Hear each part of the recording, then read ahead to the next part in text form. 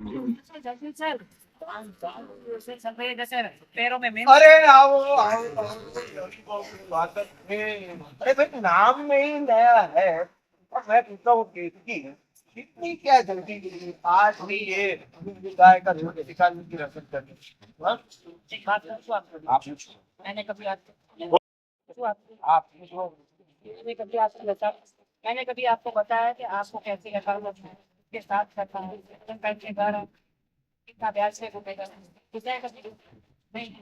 तो आप घर के साथ है, दब मत कीजिए। घर का जिम्मा मेरा है, मैं ही संभालूंगी। अब देखियो। अरे हम जाए क्यों अंधु हम जाए क्यों केतकी जरा टाઢી પડ નવી બહુનો પહેલો દાડો છે देखो बहू बेटा आप जरा भी घबराना मत ना चले आओ आगे।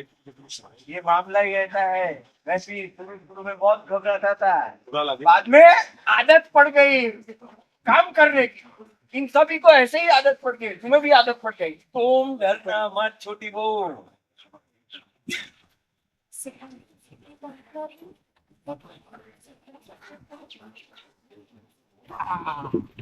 ये हुई ना बात बस बस तो सब देखो, कोई भी गाय को हाथ नहीं लगाएगा। लक्ष्मी, ए लक्ष्मी, आम जो आजो ए लक्ष्मी,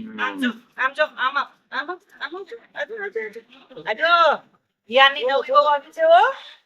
તારી આરતી કરવાના છે, રાત મત પાડના. સમજાઈ ગયું કે નહીં? એ